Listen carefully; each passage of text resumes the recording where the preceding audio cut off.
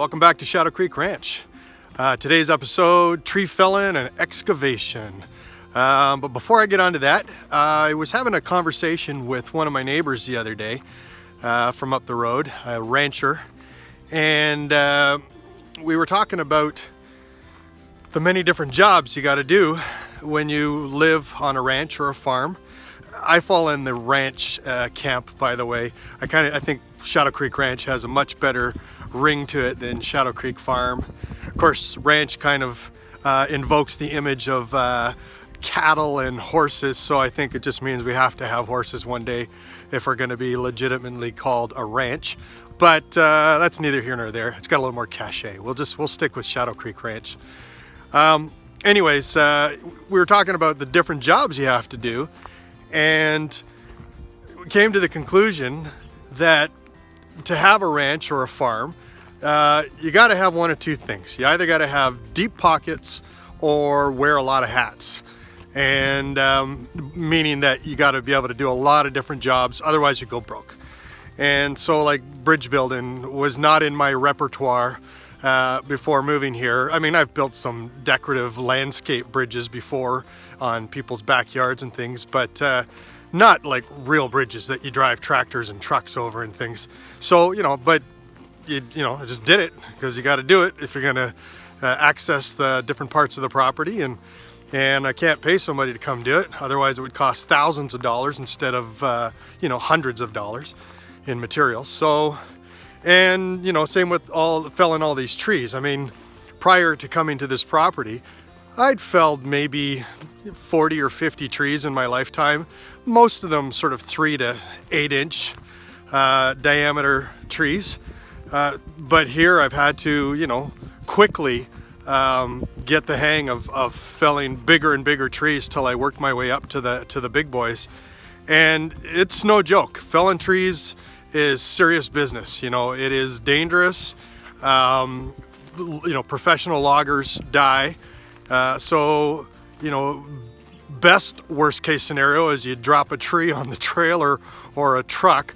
Worst case scenario is you die. So it's serious business, and I take it very seriously. I did a lot of research and homework and watched videos on techniques and all the different techniques, proper techniques to use when you have a lien and all the safety concerns. So I did a lot of homework before I started taking down bigger and bigger trees. And in this episode, I brought down 3 pretty big trees. The last 3 big trees that sort of needed to come down close to the house site. And then on top of that, there's a countless other jobs that we do around here that, again, we have to do ourselves, so we don't have to pay somebody else to do. And we can look at some of those in a later episode. In the meantime, here's some tree felling of the last 3 big trees that I had to take down, and then the excavation work on the house. Lots going on here, exciting stuff. And yeah, and Gwen, sorry, not this episode, but next episode I will show you the inside of our trailer and our humble abode, our living conditions, and how things are looking in there and how we get along. So cheers. So before I can take down the last 3 big trees that I'm taking down around the house site, I first need to deal with this around 50-foot cedar tree that I took down in the fall. It was actually about 70 or 80 feet, but I already processed the top portion of it and we burned it up. What's remaining is beautiful cedar that I'll end up milling for cedar siding and maybe use the top portion for split rail cedar fence. I've already made some marked cuts in it at the lengths that I'm going to take my big chainsaw and cut right through. I need to use the tractor to help support it because any one of these sections that I'm going to be cutting out weighs probably around 600 or 700 pounds, so it's not something I'm going to manhandle. I'll get the forks of the tractor underneath and then cut through and then move the logs to a storage area that I've got. And once that's done, I can get on to taking down the remaining trees.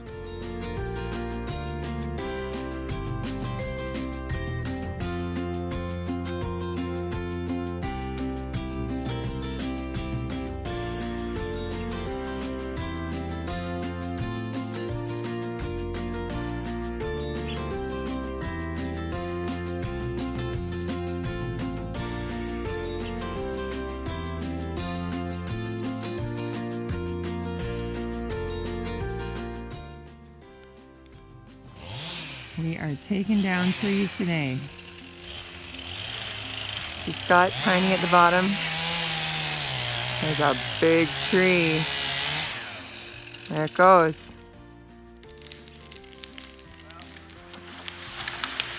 Woo!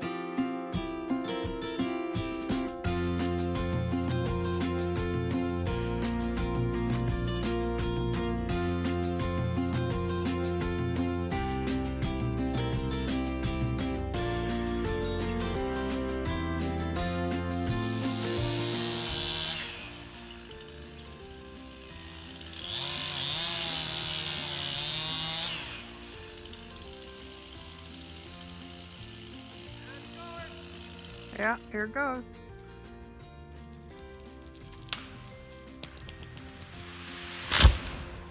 Oh, that one shook the earth. Well, here we are. It's excavation day. Chilly morning here. It's about -5.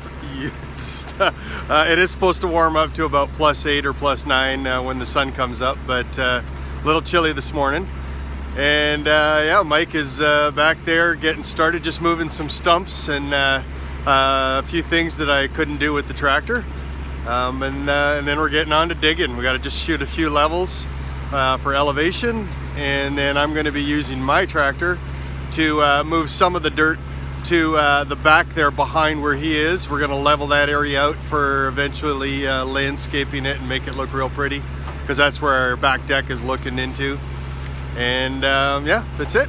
They're going to I'll shoot some video throughout the day of the excavation process, and we'll see how things go.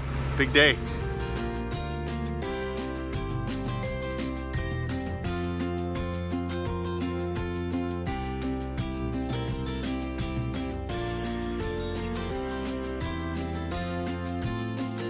So here we are about 3 hours into the morning.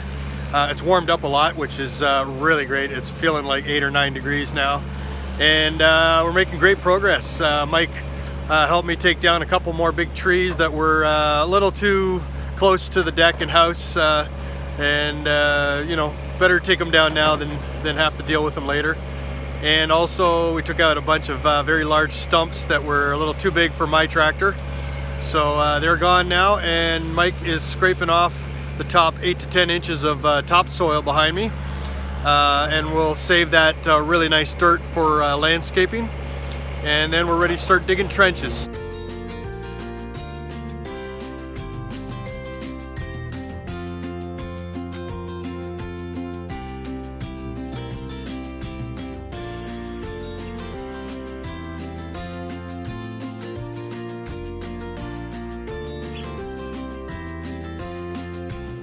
All right, so we're roughly about 75% done on the excavation. You can see Mike back there dealing with the challenges of where to put the dirt. You know, you'd think on 18 acres we'd have a lot of place to put the dirt, but we don't. So here we go, and he's working it. Actually, a very challenging excavation as residential excavations go. I think it would be a lot easier if it was just a big hole in the ground. But these channels, you know, you have to be careful to not fall in them when you're excavating. You got to find a place to put the dirt, and you also got to be careful not to back yourself into a corner, which is the real challenging part as we sort of get to the last 25% here. So he's doing the back section right now, and then he's going to work his way towards the front here, and then we have a big swath to do here. So anyhow, Mike is fantastic. Not only is he a pleasure to work with, super nice guy, knowledgeable, easygoing, easy to talk to, but he knows his shit, man. Mike is an excellent excavator operator, and I guess all around handyman, because he's built his own house too, and from the pictures I saw, he did a beautiful job. So that's it, we're making great progress here. Here we are on the morning of day 3, and we're about half hour away from completing the excavation. So yeah, things are going really well now. The weather's turned for the better. It's supposed to be beautiful for the next 8 to 10 days at least, so good for me for form work. And yeah, it's the biggest challenge was just finding a place to put all the dirt. You know, like I said, you think on 18 acres you'd have lots of room for that, but we don't. We have the septic field, the trailer, the forest, and we need a place to put our vehicles. So that was the biggest challenge, but we've got a huge pile there and a huge pile back there, and Mike's got a huge pile behind him. But that's gonna do. And we also put in yesterday at the end of the day a 12-foot deep shallow pit well, which we're calling an irrigation well, and that will be for watering our gardens, and so we're not drawing upon the house well to water our gardens and our orchard and everything like that. So really productive 2 days, and the last thing we're going to do is put in our meter power pole up at the front of the property, and then that'll be a seriously productive 2.5 days. Pretty exciting stuff. Glad to have Mike on board for this. It's been going really well. I thought I'd share something a little different with you tonight. It's March 3rd, about 10 p.m. Pretty warm night actually. It feels like it's about 9 or 10 degrees. Definitely spring is in the air. And we're just absolutely overwhelmed by these frogs in the marsh. I mean, there must be thousands of them. Heather looked it up online, and I can't remember what she said. I think she said they're like boreal chorus frogs, if I'm not mistaken. And wow, I mean, we've seen a lot of frogs on the property. I know that it's a sign of a very healthy environment for sure, is a lot of frogs, and we have a lot of tree frogs on the property, and we've seen them and we hear them all the time when the weather's warmer. But this is something new for us. This is crazy. I'm gonna move in a little closer to the marsh and try and give you a better listen, but they are singing like crazy, and it is so loud. It's to me, it sounds like there's 10,000 frogs in the marsh. It's just crazy. I'll just quiet down for a second and give you a listen.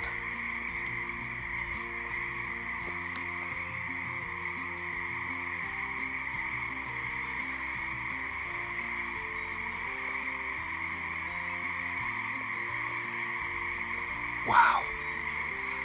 Well, at least we know we have a healthy environment here. This is crazy. Anyway, I just wanted to share something different and new. You know, we're always discovering new things on the property, and this is something new for sure. This is crazy.